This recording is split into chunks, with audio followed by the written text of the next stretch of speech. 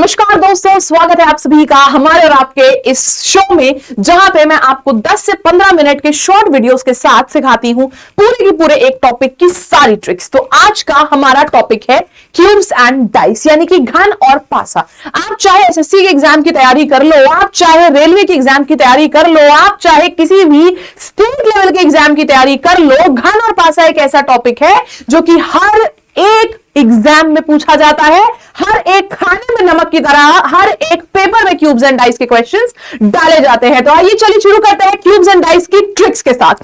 आज के इस वीडियो में मैं आपको ऐसी ट्रिक्स बताऊंगी कि आप क्यूब्स एंड डाइस का हर सवाल मात्र 5 सेकंड में कर लेंगे। एंड मैं इस बात पे बिल्कुल मजाक नहीं कर रही हूं। तो आइए चलिए शुरू करते हैं क्यूब्स एंड डाइस के क्वेश्चन के संग। तो देखते हैं क्यूब्स एंड डाइस का मतलब होता है बेटा घन और पासा।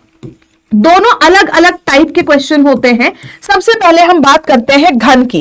घन यानी कि एक ओपन क्यूब। ओपन क्यूब की अगर बात करी जाए तो इस तरीके के क्वेश्चंस आपको अक्सर देखने को मिलते हैं एग्जाम में कि ये हमारा एक क्यूब है जो कि खुला हुआ है और इसमें लिखे हैं कुछ नंबर, और आपको बताना है कि यहां पे कौन सा किसके विपरीत आएगा, कौन सा किसके ऑपोजिट आएगा। तो ऑपोजिट बताने का तरीका पहली चीज तो मैं आपको बताऊंगी। दूसरा सवाल पूछा जाता है कि जब इस खुले घन को यानी कि ओपन क्यूब को हम बंद करेंगे, हम मोड़ेंगे, तो किस प्रकार का डाइस बन सकता है, यानी कि which of the following dice can be formed.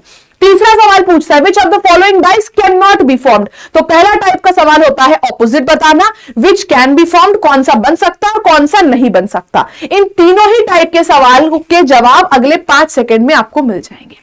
जब कभी भी आपके पास एक खुला डाइस, खुला क्यूब आता है और हमसे पूछता है ऑपोजिट क्या होगा, हमेशा याद रखो एक शब्द जिसका नाम है छलांग, एक शब्द जिसका नाम है छलांग। यहां पे आंसर निकालते हैं हम छलांग मार के। देखो हम सीढ़ी चढ़ रहे हैं एक के बाद एक, तो हम नॉर्मली चल रहे हैं। जब हम छलांग मारते हैं तो हम एक पैर ऊपर जाते हैं, एक छोड़ के एक चढ़ते हैं। तो यहां पे छलांग मेथड लगाते हैं, यानी कि एक छोड़ के एक। तो जो एक छोड़ के एक आता है वो ऑपोजिट होता है। एक छोड़ के एक यानी कि ऑल्टरनेट में, दो के ऑल्टरनेट में एक छोड़ के आता है 4, तो 2 के ऑपोजिट हो गया 4।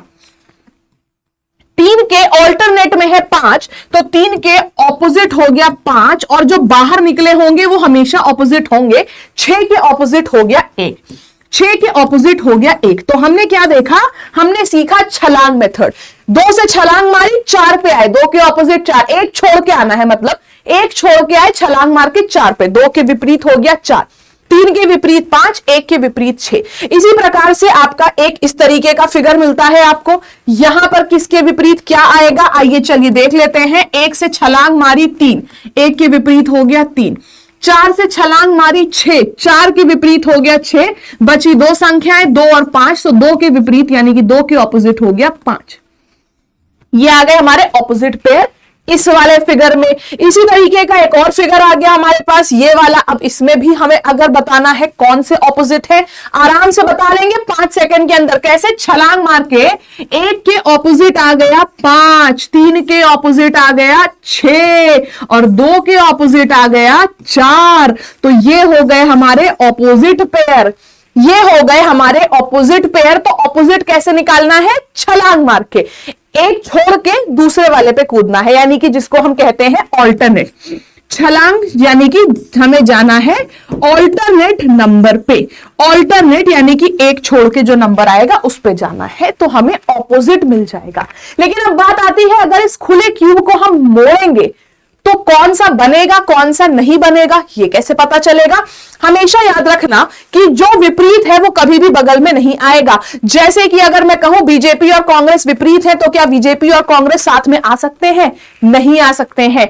जो ऑपोजिट है वो बगल में नहीं आएगा, यानी कि 1, 5, 3, 6, 2, 4 ऑपोजिट है।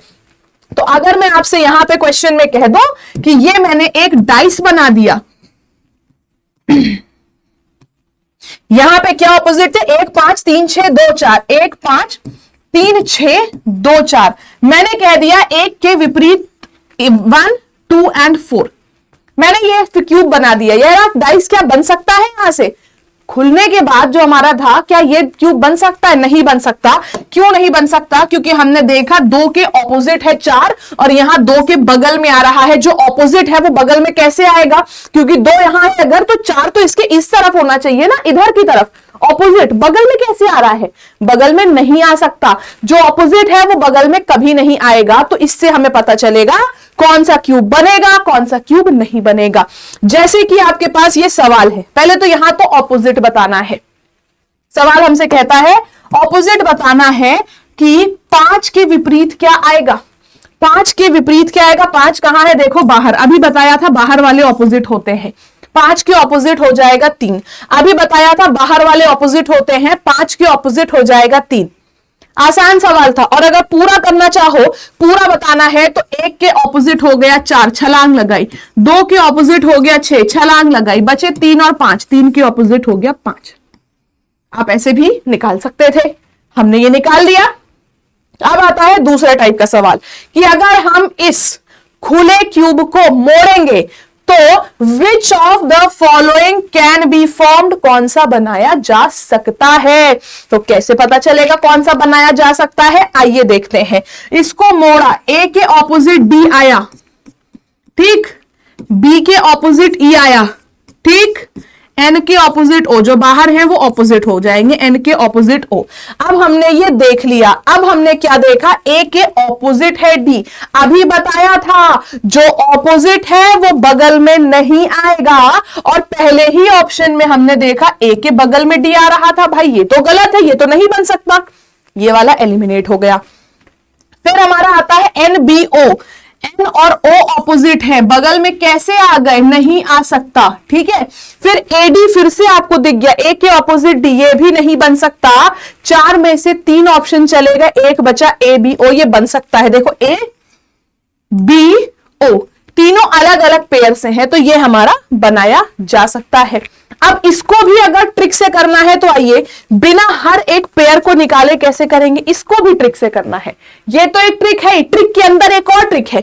हमें पता है ए के ऑपोजिट है डी, पता है ना, छलांग मार के ए के ऑपोजिट है डी। ऑपोजिट है तो बगल में नहीं आएगा। देखो ए के बगल में डी था, ये ऑप्शन एलिमिनेट, ए के बगल में डी था, ये ऑप्शन एलिमिनेट, ये ऑप्शन हमारे एलिमिनेट हो गए। जो बाहर निकले हैं वो ऑपोजिट है, एन के ऑपोजिट है, ओ बगल में नहीं आएगा, ये भी ऑप्शन एलिमिनेट। एक बचा बी, ये सही हो जाएगा। यानी कि हमें पूरा लिख के करने की जरूरत नहीं पड़ी और हमने निकाल लिया बिना लिखे, बिना पेन पेपर के, मात्र 5 सेकंड के अंदर ऑप्शन नंबर बी। ठीक है, ऑप्शन नंबर बी निकाल लिया। चलिए चलते हैं अगले सवाल पे, जहां कहता है कौन सा नहीं बनाया जा सकता। Which figure cannot be formed, नहीं बनाया जा सकता है। आइए देखते हैं कैसे निकालेंगे। फिर से वही बात, देखो बेटा, जो ऑपोजिट, जो ऑल्टरनेट में है वो ऑपोजिट है, यानी कि छलांग मार के हमने देखा एक्स के ऑपोजिट आएगा ये हेक्सागन। अब मेरी बात याद रखो, जो ऑपोजिट है वो बगल में कभी नहीं आएगा। अभी बताया बीजेपी और कांग्रेस ऑपोजिट पार्टी है, बगल में साथ में आ सकती है क्या? नहीं आ सकती है। तो ये ऑपोजिट है, ये बगल में कभी नहीं आ सकता। अगर आ रहा है तो वो डाइस कभी नहीं बनेगा। एक्स के बगल में देखो हेक्सागन आ रहा है, ये डाइस कभी नहीं बनेगा। वही तो पूछता है सवाल, कौन सा नहीं बनाया जा सकता है? ये वाला नहीं बनाया जा सकता है, क्योंकि यहां पे ये दोनों बगल में आ गए, बल्कि थे वो ऑपोजिट, बगल में आ गए। Option number B odd one out हो गया, बी हो गया सवाल का सही जवाब। तो 3 तरीके के सवाल, हर एक सवाल को 5 सेकंड में आप कर पाओगे अगर आपने एक बार इस चीज को अच्छे से समझ लिया तो। सबसे पहली बात, छलांग मार के ऑपोजिट बताना है, यानी कि एक छोड़ के एक, यानी कि ऑल्टरनेट। तो जो ऑल्टरनेट है वो हमारा ऑपोजिट आ गया। दूसरी बात, जो ऑल्टरनेट है वो ऑपोजिट है, पहली बात हमने समझ ली। दूसरी बात है, जो ऑपोजिट है वो कभी भी साथ में, बगल में नहीं आएगा। हमने देख लिया, हमने तीनों टाइप के सवाल को चुटकियों में कर लिया। अगला टाइप आता है हमारा डाइस, यानी कि पासा। तो पासा होता है देखो 2 प्रकार का, एक होता है लूडो वाला, एक होता है एग्जाम वाला। लूडो वाला पासा एग्जाम में कभी नहीं पूछता, क्योंकि लूडो वाले पासे में जो ऑपोजिट है उसका सम हमेशा 7 होता है। लूडो वाले पासे में एक के पीछे आता है 6, एक के ऑपोजिट 6। 2 के ऑपोजिट 5 और 3 के ऑपोजिट 4। ये लूडो वाला पासा होता है जिसमें ऑपोजिट का सम 7 होता है। ये लूडो वाला एग्जाम में नहीं पूछता है, हमसे पूछता है एग्जाम वाला पासा जिसको हम कहते हैं एक ऑर्डिनरी डाइस। किसी के ऑपोजिट कुछ भी आ सकता है, ठीक है, ये हमारा एक ऑर्डिनरी डाइस हो जाता है। इसमें एग्जामिनर हमसे पूछता है 3 प्रकार के सवाल। 3 प्रकार के सवाल पूछता है, 3 टाइप के क्वेश्चन। जब हमारा एक फेस कॉमन होता है सेम पोजीशन में, एक फेस कॉमन होता है अलग पोजीशन में, और 2 फेस कॉमन होते हैं हमारे, तीनों फेस कॉमन है ऐसा सवाल नहीं आता। एक फेस कॉमन सेम पोजीशन, एक फेस कॉमन डिफरेंट पोजीशन, और 2 फेस कॉमन। तो हम कैसे बताएंगे कि कौन सा ऑपोजिट आता है? आपने अक्सर इस तरीके के सवालों को देखा होगा, जैसे कि हमारे पास एक फिगर बना है, मैं खुद से बना के दिखाती हूं आपको फिगर। हमारे पास जैसे कि बना है ये 2 क्यूब्स, ठीक है, ये है 1, यहां पे भी 1, 3 5, 1 2 6, मैंने ये लिख दिया। अब हमसे पूछ लिया गया ऑपोजिट पेयर कौन कौन से होंगे। हमसे यहां पे क्वेश्चन में पूछ लिया ऑपोजिट पेयर कौन कौन से होंगे, कैसे पता चलेगा? याद रखो, जो कॉमन नंबर है, जो संख्या दोनों में समान है, उसको पकड़ लो, वहां से क्लॉकवाइज घूम जाओ। क्लॉकवाइज घूमे 3 आया, क्लॉकवाइज घूमे 2 आया, तो 3 के ऑपोजिट हो गया 2। फिर आगे बढ़े, यहां 5 आया, यहां 6 आया, तो 5 के ऑपोजिट हो गया 6। अब बात आती है 1 के ऑपोजिट क्या आएगा? 1 के ऑपोजिट क्या आएगा? देखो संख्या कौन कौन सी होती है पासे में, 1 2 3 4 5 6, कौन कौन सी होती है? 1 2 3 4 5 6। यहां हमको 3 2 दिख गए, 5 6 दिख गए, और 1 भी दिख गया। कौन सा नहीं दिखा? 4। 4 नहीं दिखा, तो 1 के ऑपोजिट आ जाएगा 4। तो यहां से हमने एक नहीं 2 चीजें सीखी। कौन कौन सी 2 चीज सीखी? ऑपोजिट पेयर कैसे निकालना है। कैसे निकालना है बेटा? जो कॉमन नंबर है, कॉमन लेटर है, कॉमन फिगर है, कॉमन सिंबल है, कुछ भी है, कॉमन वाले को पकड़ो और क्लॉकवाइज घूमते जाओ। क्लॉकवाइज घूमते जाओगे, आंसर आता जाएगा। दूसरी बात जो हमने सीखी, दूसरी बात मैंने क्या सीखी, आइए आपको बता दूं। अगर हमसे 1 के ऑपोजिट पूछ लिया गया होता, बाय चांस हमसे ऑपोजिट पेयर ना पूछता, हमसे कह देता 1 के ऑपोजिट क्या आएगा, तो कैसे बताते? क्या हम पूरा सबका पेयर निकालते फिर बताते? नहीं। 1 कहां है? दोनों जगह पर। जो नंबर दोनों जगह पर है उसके ऑपोजिट वो होगा जो दोनों में से कहीं पर भी नहीं है। यहां हमको 2 दिखा, 3 दिखा, 5 दिखा, 6 दिखा, 1 दिखा, क्या नहीं दिखा? 4 नहीं दिखा। तो 1 के ऑपोजिट आ जाएगा 4। जो दोनों जगह है उसके ऑपोजिट वो होगा तो दोनों में से कहीं पर भी नहीं है, तो 1 के ऑपोजिट हो गया 4। ठीक है, ये तो है जब सेम नंबर, एक नंबर कॉमन है। अब आ जाता है हमारे पास दूसरा टाइप का सवाल, जब 2 चेहरे समान होते हैं। जब 2 चेहरे समान होते हैं, जैसे कि एक जगह यहां पे लिख दिया ABC, यहां पे लिख दिया BCD। अब यहां पे हमने क्या देखा, एक नहीं 2 फेस कॉमन है, तो ये सबसे आसान है। 2 फेस कौन कौन से कॉमन है? दोनों जगह पे BC है। जब 2 फेस कॉमन होते हैं तो तीसरा अपने आप ऑपोजिट हो जाता है। देखो BC दोनों जगह पे कॉमन है, A के ऑपोजिट D आ जाएगा, A के ऑपोजिट D आ जाएगा। अब मान लो कोई हमसे पूछ ले B के ऑपोजिट क्या आएगा, तो हम नहीं बता सकते, तब आंसर होगा निर्धारित नहीं किया जा सकता, can not be determined. A के ऑपोजिट D है, B या C के ऑपोजिट क्या आएगा ये हमें नहीं पता, ये हो जाएगा हमारा CND, can not be determined. A के ऑपोजिट D है, ये श्योर है। जब 2 चेहरे समान होंगे तो तीसरा ऑटोमेटिकली ऑपोजिट हो जाएगा, तो ये हमें A के ऑपोजिट D आंसर दे देगा। आइए चलिए इसके कुछ सवालों को देख लेते हैं। जैसे कि यहां पे आपसे एक क्वेश्चन दे दिया गया, पूछा गया हमसे सवाल, कहता है यदि 6 टॉप पर है तो बॉटम में क्या होगा। 6 टॉप पर है तो बॉटम में क्या होगा, यानी कि 6 के ऑपोजिट क्या होगा। सवाल सिंपल सा पूछता है, घुमा के थोड़ा। 6 की विपरीत कैसे बता लेंगे? दोनों में कॉमन वाले को देखा हमने, कॉमन को देख लिया, क्लॉकवाइज गए 2, क्लॉकवाइज गए 6, तो 2 के ऑपोजिट 6, 6 के ऑपोजिट आ जाएगा ऑप्शन नंबर D2। आगे आंसर ऑप्शन नंबर D2। अब कभी कभी आपको कंफ्यूज करने के लिए 2 की जगह 3 या 4 डाइस भी दे देगा। ऐसे में क्या करना है आइए देख लेते हैं। ऑपोजिट टू 4, 4 के ऑपोजिट क्या आएगा? हमने क्या देखा, 4 कहां था, 6 और 3 के साथ था 4। आप लास्ट वाली डाइस को भी एक बार देख लो, 6 3 के साथ है 1। बीच वाली डाइस का कोई काम नहीं है, आप चाहो तो इससे भी निकाल सकते हो, इससे थोड़ा लंबा पड़ेगा। फर्स्ट एंड लास्ट वाले से सबसे जल्दी आंसर आएगा। क्यों? क्योंकि जब दो फेसेस कॉमन होते हैं, दो फेस कॉमन है तो तीसरा ऑटोमेटिकली ऑपोजिट हो जाता है। 4 के ऑपोजिट ऑटोमेटिकली 1 आ जाएगा। ऑप्शन नंबर ए 1 हो जाएगा सवाल का सही जवाब। अगर आप इसको पहले और दूसरे से करते तो भी आंसर आ जाता, बहुत आराम से आंसर आ जाता। कैसे? क्योंकि दोनों जगह पे 4 कॉमन है, तो 4 के ऑपोजिट वो होगा जो दोनों में से कहीं पे भी नहीं है, 1। आपका 1 आ जाता। फिर ऑप्शन एलिमिनेशन से भी आ जाता। देखो 4 के बगल में है 6 3, तो ऑपोजिट तो 6 या 3 में से कुछ भी नहीं होगा। 4 के बगल में था 5 2, ऑपोजिट तो नहीं होगा भाई। 4 के बगल में है 5 और 2, तो 4 के ऑपोजिट ना तो 5 होगा ना तो 2। 4 के ऑपोजिट 4 भी नहीं होगा, तो सिर्फ एक ऑप्शन बचता है A1। आप 3 तरीके से इसका आंसर कर सकते थे, लेकिन सबसे अच्छा तरीका था पहले और लास्ट डाइस को देख के करने का। ठीक है बेटा, फिर आ जाता है हमारे पास ये सवाल। अब देखो Q के ऑपोजिट क्या होगा, यहां पर बताइए Q के ऑपोजिट क्या होगा? Opposite to Q। अब देखो दोनों में क्या कॉमन है? दोनों में कॉमन है V।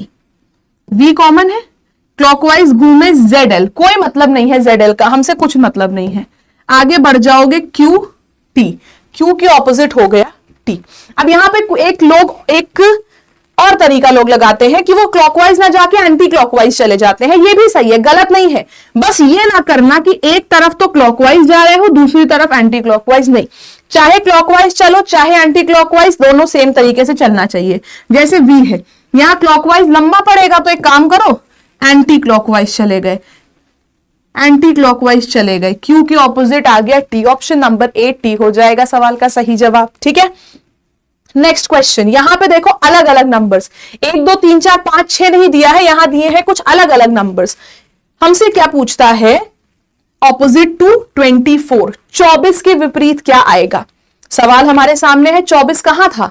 24 यहां था 25 और 22 के साथ, और इसमें भी 25 और 22 था। हमने देखा दो फेस कॉमन, जब दो फेस कॉमन होते हैं तो तीसरा ऑटोमेटिकली ऑपोजिट हो जाता है। 24 के ऑपोजिट आ जाएगा 21। ऑप्शन नंबर बी 21 होगा सवाल का सही जवाब। बी 21 होगा क्वेश्चन का सही आंसर। ठीक है, चलिए अब देखो इस क्वेश्चन में, हो सकता है क्वेश्चन में लेटर्स थोड़े छोटे लग रहे हो आपको। आइए देखते हैं इस क्वेश्चन में क्या होगा आंसर। पूछा गया है आर के ऑपोजिट क्या आएगा। अब हमने क्या देखा, आर ही था दोनों जगह कॉमन। कॉमन जो है दोनों जगह, इसके ऑपोजिट वो होगा जो दोनों में से कहीं पर भी नहीं है। क्या हो सकता है? देखो बेटा, आर के बगल में है पीटी, तो टी तो उसके ऑपोजिट होगा नहीं।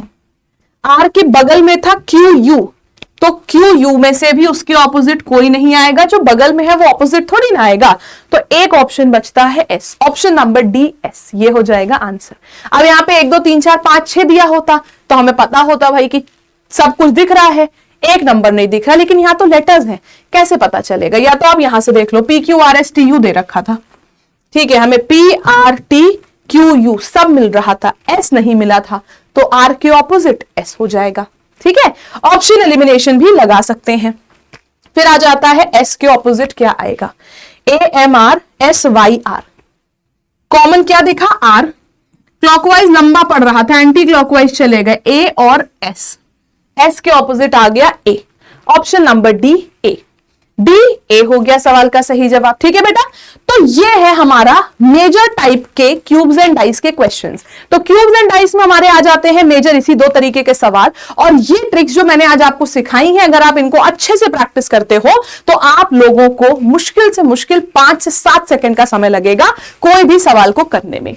तो यहां पे डेली बेसिस पे इस तरीके के वीडियोस मैं आप लोगों के लिए लेके आती हूं, शॉर्ट वीडियोस इस तरीके के लेके आती हूं, जिससे कि आपके कुछ कुछ ट्रिक्स क्लियर होती जाएं। लेकिन अगर आप चाहते हो कि इसी तरीके के वीडियोस आपको पूरे एक फुल टॉपिक वाइज क्लासेस के फॉर्मेट में मिले, तो उसके लिए आप सबके लिए एक बहुत बेहतरीन बैच में लेके आई हूं, जो भी स्टूडेंट आरआरबी ग्रुप डी की तैयारी कर रहा है उसके पास इस साल सिलेक्शन पाने का एक सुनहरा मौका है। सिलेक्शन पाने का सुनहरा मौका इसलिए है क्योंकि आप सबके लिए लॉन्च किया है हमने वंदे भारत बैच। वंदे भारत बैच एक ऐसा बैच है जहां पे हम आपको एक नहीं, दो नहीं, बल्कि 5 सब्जेक्ट की क्लासेस दे रहे हैं, यानी कि current affairs, GK, science, maths, reasoning, 5 subject की लाइव क्लासेस आपको मिल रही हैं। इन लाइव क्लासेस में जो पढ़ाया जाएगा, क्लास नोट्स वो आपको मिलेंगे पीडीएफ फॉर्म में।